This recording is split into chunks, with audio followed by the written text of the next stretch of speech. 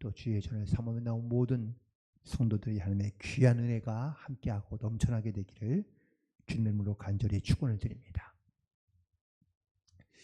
애완견 키우시는 분들은 아마 그 애완견을 키울 때 느끼는 뭐랄까요? 어떤 그 기쁨이 있는데 그 애완견이 말을 잘 듣고 내 말에 좀 반응해 줄 때 뭔가 좀 이렇게 좀 기분이 더 좋아지고 또 애완견들도 역시 주인의 말을 잘 들으면은 네 단순히 주인의 말만 잘 듣는 것으로만 끝나는 것이 아니라 반드시 뭐가 돌아오죠? 보상이 돌아옵니다. 그렇죠?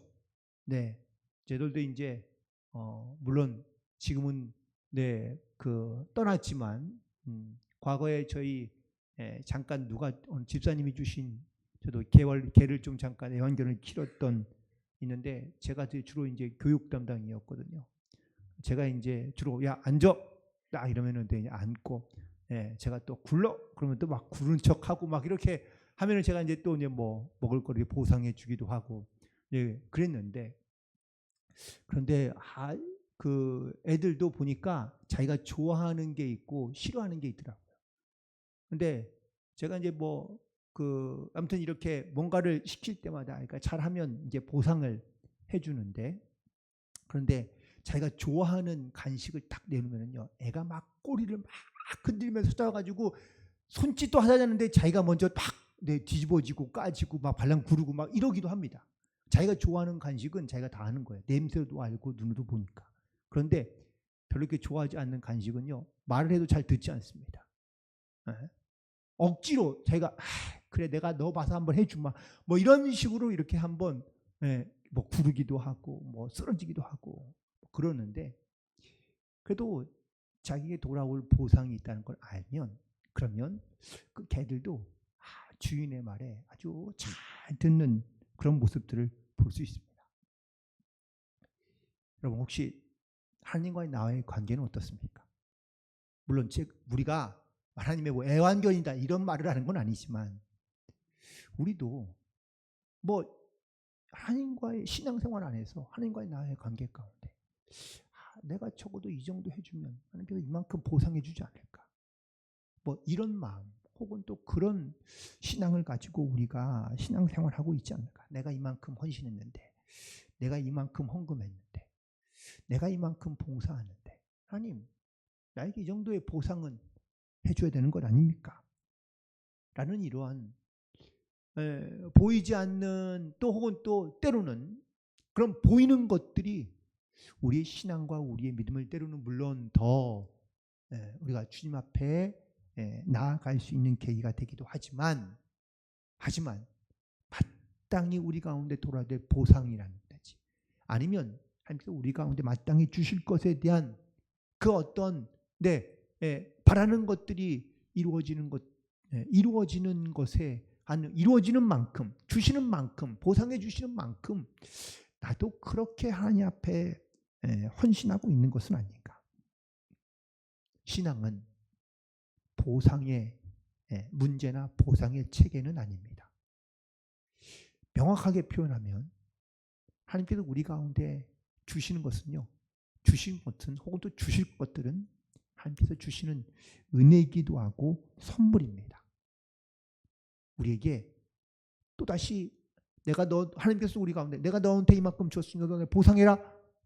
하나님 우리 가운데 그렇게 요구하고 계시냐? 그렇지 않다는 거죠.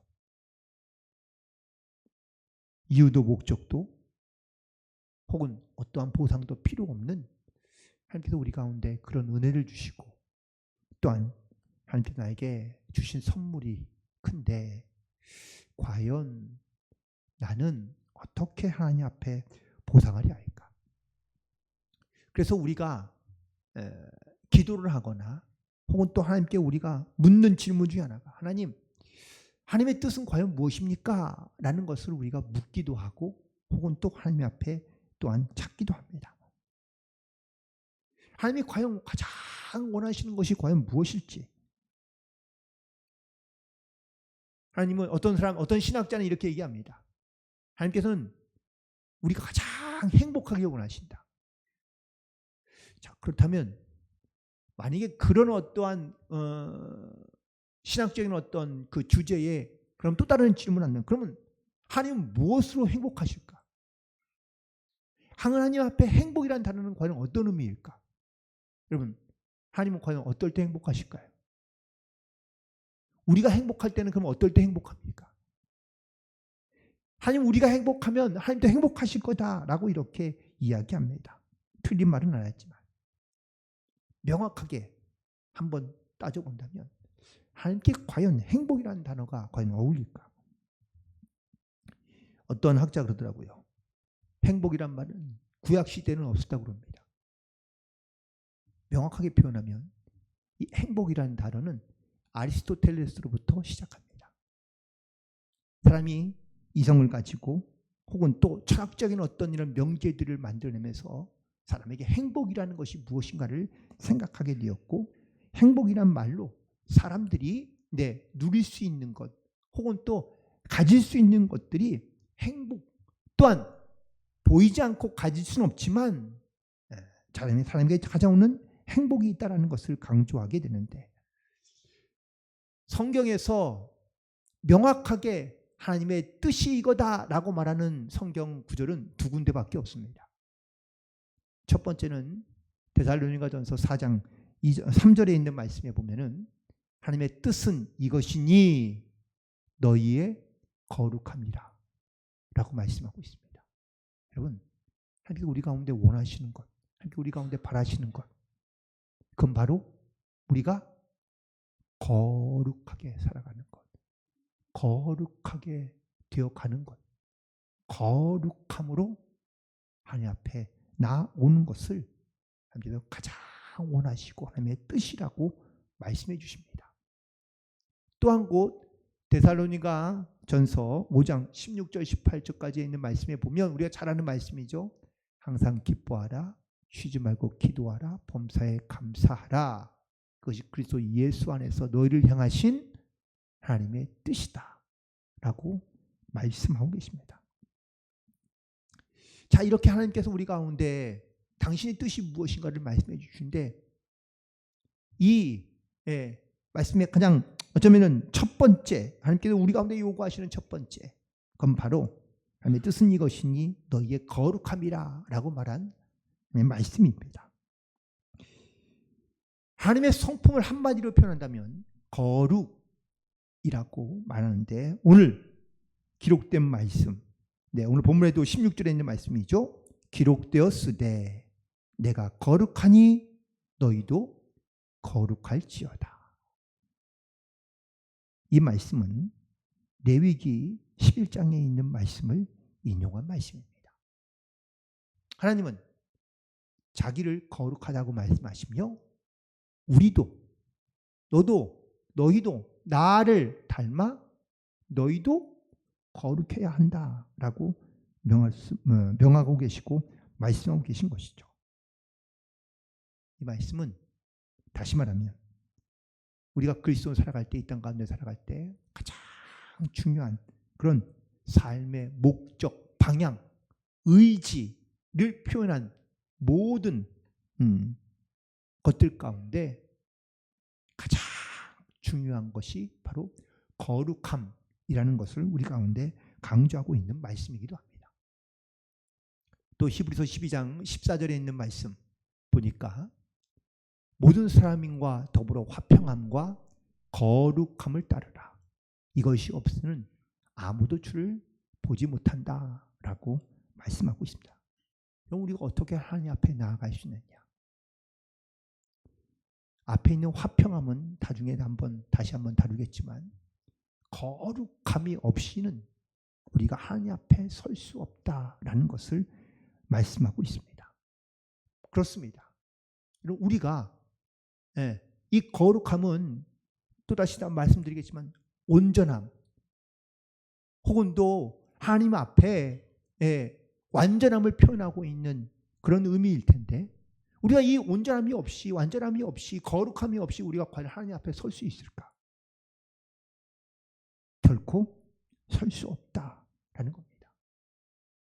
그래서 하나님은 우리 가운데 이 거룩함을 주시기 위하여 사람이 갖고 있는 어떤 이런 제사나 아니면 사람이 갖고 있는 어떤 헌신이나 노력으로는 하나님 앞에 거룩함으로 나아갈 수 없으니, 그래서 자기의 독생자 아들 예수님을 십자가에 죽게 하심으로 말미암아 이 십자가의 은혜로 우리를 깨끗게, 그걸 또한 거룩해, 우리를 온전케 하신 줄로 믿습니다. 우리가 이 거룩함을 힘입어 하나님 앞에 나아가게 되었다라는 사실입니다. 이 거룩하다는 말을 히브리어로는 카도시라고 이렇게 얘기하는데, 신성하다라는 뜻을 갖고 있습니다. 근데 이 말에, 이 거룩하다라는 이 말에, 카도시의 말에 또 다른 의미는 구별되었다라는 뜻입니다. 이스라엘 백성들이 자기들을 거룩한 백성이라고 이야기합니다. 이게 선택받은 백성이다라는 말에는 우리는 거룩한 백성이다, 택함받은 백성이다 라는 의미인데, 이 말은 구별되었다라는 뜻입니다. 다른 민족과 우리는 다르다라는 겁니다. 그런데 그 다르다는 것이 생긴 것, 외모나 아니면 성향, 성격이 아니라 우리 안에 있는 영적인 모습이 거룩함으로 구별되었다라는 것을 의미하고 있는 겁니다. 그런 의미에서의 거룩한 백성, 택함받은 백성을 의미하고 있는 것이지, 영적으로 거룩함이 전혀 없는데 그냥 내가 거룩한 구별되었다라는 말은 단순히 흉내내기에 급급하다라는 의미로 말할 수밖에 없는 겁니다. 에스겔서 44장에 보니까 하나님께서 에스겔에게 말씀하시고 이스라엘 백성들에게 선포하게 하시는 말씀 가운데, 하나님께서 이스라엘은요, 문이 사방에 동서남북으로 문이 있는데 동쪽 문은 폐쇄시켜 놓고 동쪽 문은 사용하지 않습니다. 이유가 뭔지 아세요? 하나님께서 이렇게 말씀하셨어요. 그가 나를 데리고 성소의 동쪽을 향한 바깥문으로 돌아오시니 그 문은 닫혔더라. 2절 보니까 여호와께서 내게 이르시되 이 문은 닫고 다시 열지 못할지니 아무도 그리로 들어가지 못할 것은 이스라엘 하나님 나 여호와가 그리로 들어왔습니다. 그러므로 닫아둘지니라. 하나님께서 그 문으로 들어왔으니 이 문은 거룩하다는 거예요. 그래서 이스라엘 백성들에게 예루살렘에 있는 동쪽 문은요, 사용하지 않는 문입니다. 사용할 수 없는 문인 겁니다. 여러분, 하나님께서 내 안에 들어오시고 하나님께서 나와 함께 하신다는 이 믿음의 고백은 내가 하나님과 함께함으로 말미암아 내가 거룩해졌다, 구별된 삶을 살아가고 있다라는 것을 의미하고 있는 말씀인 겁니다. 하나님의 백성이란 말은 거룩한 백성이다라는 뜻입니다. 많은 세상에 있는 사람들 가운데 나를 택하여 나를 부르시고 나를 하나님의 백성으로 삼아주신 것은 구별되어 거룩하게 하기 위해서입니다. 하나님께서 우리에게 말씀을 주셨습니다. 성경을 주셨습니다. 이 말씀이 왜 하나님의 말씀으로 기록되어진 말씀으로 우리 가운데 주신 걸까요? 이 말씀이 하나님의 말씀이기 때문에 거룩한 말씀으로 들어야 되기 때문이고, 이 거룩한 말씀을 우리가 지키며 살아야 한다는 사실입니다. 세상에 있는 다른 책과는 다르다는 겁니다. 하나님의 말씀이 기록되어 있으니 이 거룩한 말씀이 우리 안에 거하고 있음을 우리가 믿음으로 고백하며 이 말씀을 거룩하게 여겨 우리가 하나님의 구별된 백성으로 이 땅 가운데 살아가야 될 줄로 믿습니다. 또 다른 두 번째 거룩함의 의미는 바로 지조가 있고 절제가 있다라는 뜻입니다. 여러분, 지조가 없는 사람은 자꾸 흔들릴 수밖에 없죠. 여기 기운, 저기 기운. 세상 풍조에 막 휩쓸려 가듯 따라가는, 또 혹은 변질되어 가는 사람이 아닌 그 약속과 또한 그 신뢰를 깨지 않는, 그래서 그 거룩함을 끝까지 지켜갈 수 있는 그러한 사람을 바로 구별된 사람이라고 이야기하는 겁니다. 우리는 이 땅 가운데 그리스도로 살고 있습니다.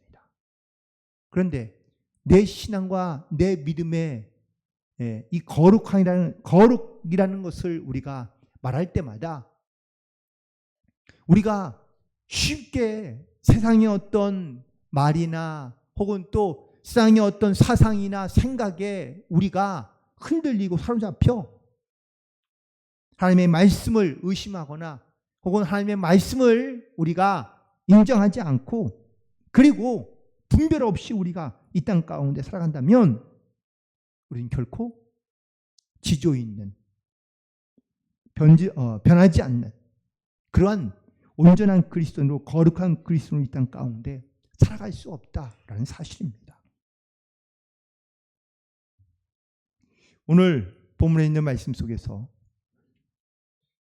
15절에 있는 말씀에 보면 오직 너희를 부르신 거룩한 이처럼 너희도 모든 행실에 거룩한 자가 되라라고 말씀하고 있습니다.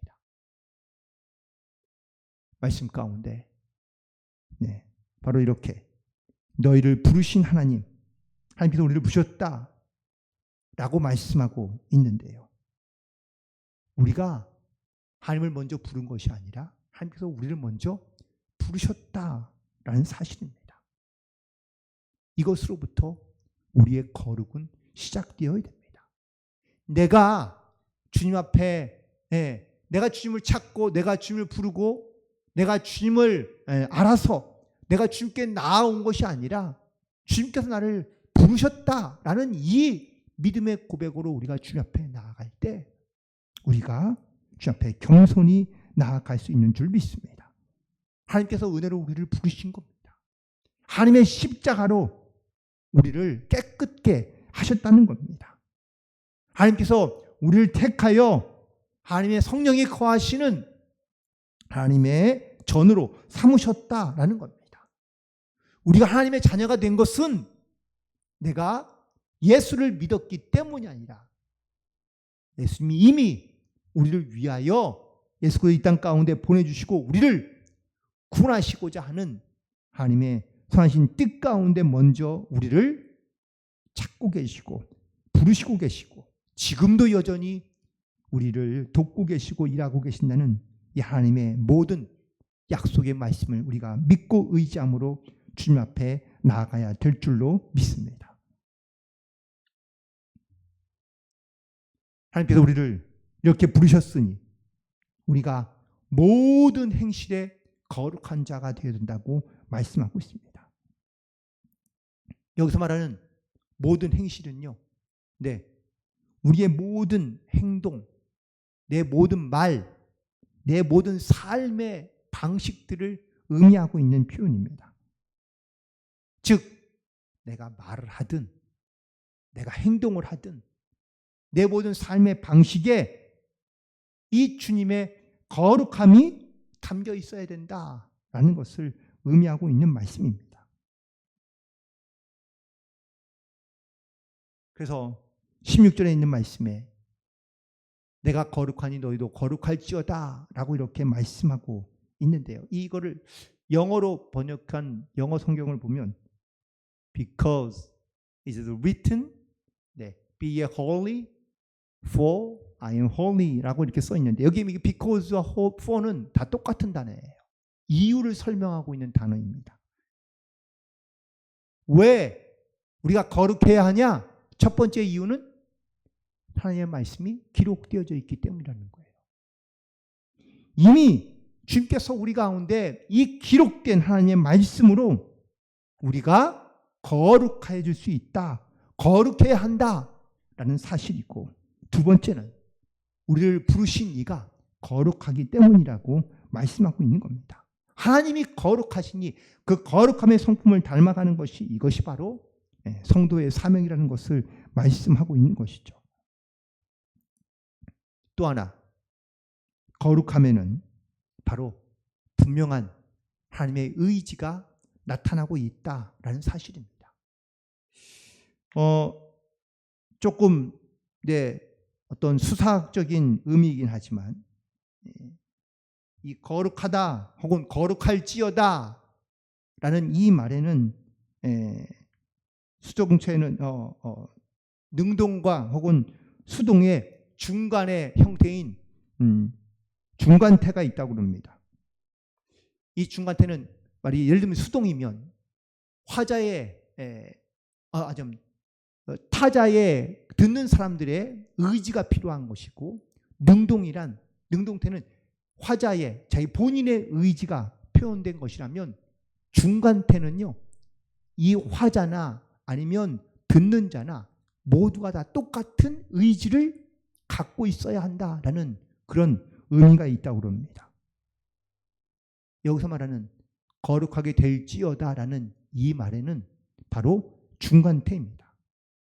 하나님이 거룩한 의지를 갖고 사람에게도 거룩함의 의지를 표현하고 있는 말인 것이죠.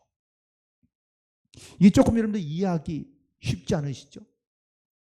자, 그러면 조금 더 쉽게 표현하면, 거룩하라는 말은 항상 우리 가운데 좀 부담이 됩니다. 여러분, 우리가 거룩하기가 쉽습니까? 아니요, 이 거룩이라는 단어는 사실 우리 가운데 큰 부담이 됩니다. 우리가 열심히 혼자 한다고 해서 거룩해질 수 있는 것이 아니기 때문이죠. 나만 거룩해지는 것이 아니라 나와 함께 있는 사람도 같이 함께 거룩할 때, 거룩함을 같이 함께 갖고 노력할 때 우리도 쉽게 거룩함에 우리가 다다를 수 있지 않을까요? 혼자서는 힘든 거예요. 마찬가지인 겁니다. 하나님이 우리가 스스로가 거룩하기가 어려운 것처럼 하나님께서 거룩함의 의지를 가지고 우리 가운데 끊임없이 우리 가운데 동행하시고 역사하시고 함께 하시니, 하나님의 의지를 가지고 하나님께서 일하시니까 우리도 그 하나님을 의지하여 그 주님의 거룩함을 닮아갈 수 있고, 그리고 주님의 거룩함 가운데 나아갈 수 있다라는 사실입니다. 우리의 거룩함이 무엇으로부터 우리가 증명될 수 있겠습니까? 첫 번째는 하나님과의 관계에서 그 거룩함을 우리가 증명해낼 수 있습니다. 내가 하나님과의 관계에서 여러분을 거룩할 수 있는 것들이 과연 무엇입니까? 하나님의 말씀을 우리가 묵상하고, 그리고 이 말씀을 따라 우리가 순종하며 나아가는 겁니다. 그리고 정말 우리가 영적인 어떤 은혜의 진리들을 잘 우리가 일상 속에서 분별하고, 그리고 하나님의 뜻이 우리가 무엇인지를 깨달아 알며 그 하나님의 뜻 가운데 순종하는 삶을 살아가려 하는 것이, 이것이 바로 우리의 거룩함을 하나님과의 관계에서 증명할 수 있는 방법인 겁니다. 또 다른 방법은 이웃과의 관계에서 우리의 거룩함을 증명해 볼 수 있습니다. 다른 이웃과의, 다른 사람과의 관계, 그 관계에서 나는 얼마나 거룩한가를 보시기 바랍니다. 따라서 거룩은 나만을 위한 것이 아니라 바로 이웃을 향한 하나님의 명령도 바로 된다라는 사실인 것이죠. 성경에 보면 끊임없이 하나님의 관심은 늘 항상 약한 자들 혹은 약자들을 향한 배려로 하나님의 관심이 가고 있는 것을 보게 됩니다. 신명기든 레위이든 보면은 고아와 과부를 기억하라 라고 말씀하시고, 또한 그들에게 배려하라 라고 말하십니다. 야고보서 1장 27절에 있는 말씀에 보니까 하나님 아버지 앞에서 정결하고 더러움이 없는 경건은 곧 고아와 과부를 그 환난 중에 돌보고 또 자기를 지켜 세속에 물들지 아니하는 그것이라고 명확하게 말씀하고 있습니다. 우리가 세상 속에서 거룩함을 지켜갈 수 있는 그런 증명해낼 수 있는 방법 중에 하나가 바로 내가 다른 사람과의 관계, 사람들과의 관계에서 내 모습을 보면 알 수 있다라는 사실이죠.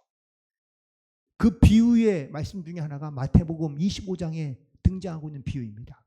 양편에 있는 사람들을 놓고 예수님께서 비유로 말씀하시죠. 오른쪽은 양의 비유로, 혹은 뭐 한쪽은 그런 다른 비유로 말씀하시지만, 오른쪽에 있는 사람들 가운데는 내가 지극히 작은 자들에게 나에게 하였다, 그리고 그 작은 자들이 한 것이 곧 나에게 한 것이다 라고 말씀하시며 칭찬하신 것을 보게 됩니다.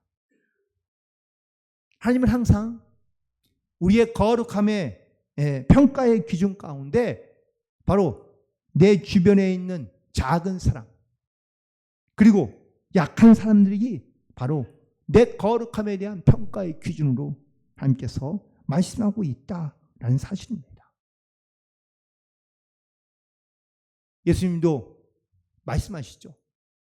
하나님을 사랑하는 것과 이웃을 사랑하는 것이 똑같다고 말씀하십니다. 결국 우리의 거룩함은 하나님을 사랑하는 것만 거룩함이 아니라 내 이웃에서의 관계를 통하여 우리의 거룩함이 증명이 되고 나타난다라는 사실인 겁니다. 무언가를 나누거나 베푸는 것, 사실 결코 쉽지 않습니다. 우리가 어떤 습관 하나나, 사실 이 습관이라는 것이 처음에는 아주 작은 것 같고 혹은 별것 아닌 것 같지만 그것이 반복되기 시작하고, 또한 그것이 자주 행하게 되면 자기의 습관이 됩니다. 근데 습관으로 만들어지고 나면 그것을 고치기가 쉽지 않습니다. 여러분, 거룩함도 마찬가지입니다. 거룩함이 처음에는 쉽지 않을 것 같고 어려울 것 같고, 그리고 이게 뭐 해도 될까라고 생각하지만 그 거룩함의 습관을 갖고 행하기 시작하면 그것이 나에게 혹은 중요한 순간마다, 필요한 순간마다 그 거룩함이 나를 지키고 나를 보호하고 그리고 나를 온전케 하는 가장 강력한 그러한 성이 되고 힘이 되고 또한 능력이 되는 줄 믿습니다. 우리가 나의 습관을 돌이켜보며 내 삶에서 나누는 작은 행동 하나 혹은 작은 거룩 하나가 바로 무엇인지를 여러분 한번 돌이켜보시기 바랍니다. 미국의 반 뷰런이라는 신학자가 있는데 사람의 성품을 판단하는 두 가지의 기준이 있다고 그럽니다. 첫 번째, 자기에게 아무 이익을 줄 수 없는 사람에게 어떻게 대하는가. 두 번째, 나에게 저항할 힘이 없는 사람을 내가 어떻게 대하는가. 이 두 가지를 보면 바로 그 사람의 성품을 명확하게 알 수 있다라는 것이죠. 여러분, 약자를 대하는 사람의 모습을 보면 그 사람이 어떤 사람인지를 우리가 짐작할 수 있다는 겁니다. 거룩, 이거는 하나님과의 관계에서만 하나님께서 이게 필요한 거, 하나님께 관계에서만 하나님께서 우리 가운데 말씀하시고 요구하는 것이 아니라 사람과의 관계에서도 하나님께서 우리 가운데 요구하고 말씀하시는 것을 우리가 반드시 깨달아야 될 줄로 믿습니다. 내가 약한 사람들 가운데 내 이웃에게 나는 과연 어떤 관계 혹은 어떻게 대하는 사람인가? 그들과의 관계에서도 나는 그 거룩함을 지켜가며 또한 그 거룩함으로 행하고 있는 사람인가 하는 겁니다. 이 거룩함으로 우리가 이 땅 가운데 그 거룩함을 지켜 행하지 않으면 우리가 결코 세상에서도 우리가 또한 사람과의 관계에서도 거룩하지 못한 자로, 거룩할 수 없는 자로 이 땅 가운데 살아간다면 우리는 결코 하나님 앞에 온전히 설 수 없기 때문입니다. 오늘 본문에 있는 말씀처럼 물론 구약에 있는 말씀을 인용한 말씀이지만 내가 거룩하니 너희도 거룩하라. 하나님의 거룩함을 닮아 하나님과의 관계에서의 거룩함뿐만 아니라 모든 사람과의 관계에서의 거룩함. 그 이웃에게 내가 어떻게 대하는지 따뜻한 말과 너그러운 마음과 사랑하는 마음을 가지고 대할 때 우리가 이 세상에서도 주님의 거룩함을 모든 행실 안에서 거룩한 자가 되어 하나님의 거룩함을 나타내며 살아갈 수 있는 그런 믿음의 성도들, 복된 성도들이 되시기를 주님의 이름으로 간절히 축원을 드립니다. 기도하시겠습니다.